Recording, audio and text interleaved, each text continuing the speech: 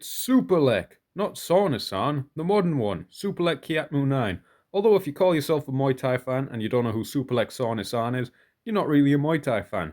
I'm Cage Warriors Lightweight Champion George Hardwick. Let's get into breaking down some Superlek, current king of Muay Thai, sparring with his random seminar goers. The general public, the hobbyists. Always very interesting to see some of these strategies the hobbyists use against really good Muay Thai specialists, and how they jovially play around and score their points. Superlek, very right leg dominant, very similar to Singdam. Even if he's closed stance, he'll ping that right kick in over and over again, right low kick or right body kick, it doesn't really matter. There, he's leaning for the knees, the guy's looking for the sweep. That was actually a nice little straight shot on the exit. Let's see if we can freeze frame that. Boom, they're going hand fight for hand fight. There's that little question mark kick. Oh, not question mark kick, but that kind of fake round into straight kick. Baz Rutten will use it a lot, but be a lot more sparser about it. Stepping in with the knee. Boom. The guy pivots around really well to defend that knee. That's generally one of the best knee defenses when you're at range, is pivot away from it. There's a sweep attempt, and then the guy in the fire shorts, let's call him Bruce Irvin, hits a good right hand off of that. Superlek finding all kinds of different targets with his right straight, his right kick even. Right kick, right kick. When the guy's southpaw, he kicks inside. When he's orthodox, he kicks outside. I've put this way too far back, but we get to see that lovely pivot again. And the guy's Kazushi into right hand. And there's that kind of look up into right body kick that covers extra distance, feints high, and uses that cross to close the door, stop him stepping in for the counter. And then as the guy bulls in, looking for his counter, he sweeps him. There's a jumping kick. Jumping kicks, they look quite flashy, but they have a real use and a real function, and that is that they can cover a little bit of extra distance. I don't think Superbon would have knocked out Giorgio Petrosian if he didn't add the jump. Giorgio Petrosian is really good at leaning back on those kicks and avoiding just by an inch. Superbon added a jump. Meanwhile, whilst I'm talking, this guy has hit a really good catch and sweep. It's very interesting to see if the guy was southpaw or orthodox whilst he caught. So the guy lands it in the left kick. He's actually southpaw, so you'd think that right kick lines up a lot better, but it kind of allows that cross catch where it takes on one forearm and scoops with the other. And because the guy's so tall, it even shows when you've got someone who's such a good kicker like Superlek, even kicking up against someone that tall, boom, it can take you off balance. It can drag that standing foot off the floor very quickly. Very nice stuff. And there's a lot of jovial nature to this. I like a lot of the Thai culture with the Thai sparring. I feel like a lot of the culture with boxing, obviously it's adversarial and it's quite competitively focused. It's like win or lose, even in sparring. That can be a lot of the focus in a lot of boxing. I feel like with a lot of Muay Thai, there's a lot of people who treat it as their kickabout. The way we do a kickabout, just kicking the ball about for fun, is kind of how they have a little light spar. It's kind of similar. You know, if you can't afford a football, kind of give each other some body kicks. There's a nice question mark kick from this long guy. This guy's doing some good stuff and using good hand frames onto the top of the head. Boom, he goes right kick into the closed side. That's the classic thing. You'll see this happen 1,000,001 times in like a lower level. If you go to a lower level Muay Thai show, you'll see someone throw a right kick into the closed side, a right body kick, without really set from the hands, and they'll get swept like that. It happens a lot. You really have to be ready for someone to catch that kick and then drag them into the clinch if that's your game plan. We saw Clinching doing that against Matsuda recently on Rajamandern World Series. This guy is in a bang Muay Thai top and he's just got swept. Really nice shit there. Giving it a little point to the air. I can't put this back at an appropriate level, but we'll keep zooming it. So I'm guessing this guy's a purple belt in Dwayne Ludwig Muay Thai. Left knee into the closed side. This guy's stance is quite indecisive. Really loads up that right knee with the marching step. The marching step is a really good way to get in against a kicker and land your knee because you're kind of half checking at the same time. But really high level people, like a Superlek Kiatmu 9, will read it. There's that left knee into the closed side and a right kick. It's almost becomes more effective. If you watch Superlek and if you watch Singdam as well, Singdam Kiatmu 9, really legendary fighter, doesn't get enough credit among modern Muay Thai fans. It's really interesting when you see these people who just right kick against other orthodox fighters and then the fight southpaw, it's really effective. There's a lovely little sweep, little knee block. He gets his head pulled right down as he enters a clinch on the right hand. But that's really nice. Reaches far round to the ear. Doesn't just reach to the shoulder. He reaches far right round to the ear and then sweeps the guy. Little bit of a height disadvantage for Superlek again by the seams of it. But it's a very interesting dynamic when you this video compilation. This is a lot of Superlek falling on his bum. There's been quite a bit of that in this one. Reaching up for that right kick. The guy's check kind of came underneath it. Yeah. So he goes unintentionally. He checks as Superlek kicks, and he catches under the check. That's a really high-level strategy. I don't know if he meant to do it intentionally, but you'd see Diesel Noy was super tall fighter back in the day. The arguable goat of Muay Thai, the sky-piercing knee kicker, Diesel Noy. On the Muay Thai library where he was showing Sylvie von Itu some techniques, he was showing a check where he'd intentionally check. He'd almost like catch the leg with his own check to really off-balance people. And when you've got someone that tall, they're going to off-balance them quite a lot. You good balance there. See how he's making his leg heavy, so it's not just a lightweight. You want to make your leg heavy when you're getting caught. You don't want it to be easy work. Really extending the leg out there. Boom. I need to get a better video editor. Sweeping again off of that right knee. As he turns to sweep, he's doing the sweeping action, and he's turning the big muscles of his back to protect against the knee. I'll take a little bit of damage off the knee. Look at that right leg super heavy on the kick. So he's in good position to catch the return kick. There he gets that knee shield across. Knee shield across heavy in the clinch and turns him across. I remember when I was first taught like the Muay Thai defense to double underhooks. My coach Ken from Thailand, he had about 250 fights. He was telling me that you've got to make yourself like a frog and puff your cheeks out. And for ages when I did that defense, I would always puff my cheeks out and pretend I'm a frog in my mind. Maybe not the best course of action moving forward into pro fights. Again, against a southpaw with a haircut that matches his shin guards. Intentional? Probably. This guy's trying to do the correct thing and move off to the side. There's that kind of question mark teep, as you could call it.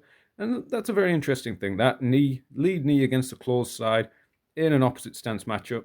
You know Chamakpet Hapalang, one of the greatest Muay Thai fighters of all time, actually used his right knee as a southpaw against a lot of people. As you step into the clinch, they're going to reach their lead hand out most of the time to control you, to try and grab. It's just tendency to reach out with the lead hand. So even though their stance is open for the right knee in this situation, the left knee actually becomes more open as they step in. This guy's got a very interesting vest on. If you squint and put the video resolution down, he probably looked like a character off of the first Resident Evil. Boom, this guy's moving sidekicks, looking probably quite nervous about sparring Superlek. There's that right kick. Just strong pulling the head down. That's something that can really be exploited a lot in Muay Thai. We saw Clinching doing it against Matsuda. Throwing the right kick into the close side, or throwing the kick into any close side, allowing them to catch it, but preempting it and pulling them down. There's a big teep right into the cameraman. This guy's trying to go a bit harder. Ends up on that single leg. Obviously, for MMA, if you're going to do that, you've got to move into single leg defense. And you can see how he's throwing a bit of a bigger knee there, putting him in his place. The guy was throwing all kinds of heels and back kicks. So he steps in with that left knee. That's the big thing about Superlek. Superlek has such a powerful right kick and such a dangerous right kick that he uses so frequently that when he feints it to step in for that left knee, it's more effective. There we see the classic first Muay Thai fight sequence, kicking into the closed side and then getting swept. He does the same on the open side there. Boom. Double low kick, quite interesting. Tries to teep away.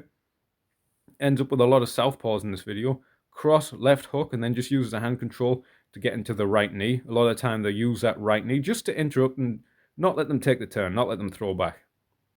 This guy he's sparring with here, obviously the real deal, has some RDX shorts underneath his Venom shorts. Oh, and he gets a good sweep. Very nice sweep.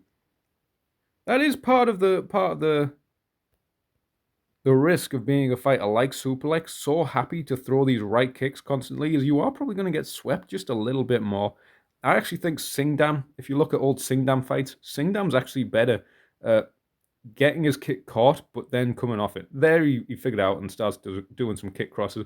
Also, when these guys are doing these seminars, you don't know how long they've traveled, but this fella in the UFC short is now backing off. Scissor knee there, coming quite high to the head. This guy's got a bit of an awkward stance. Looks a little bit drickus. There we go. There we see. Feint right kick into left knee, and then that right foot sweeps him. Because that left knee is probably going to move them. Let's see if I can get the arrows out. See if I can pause it at the right time and get the arrows out. Too much skill for my level of CTE. Boom. Boom. So he's going to throw, boom, this left knee. As you throw a left strike and it lands, chances are it'll move them off to the opposite side. So this case will be the right. And then he's going to sweep this foot out here. Got to use the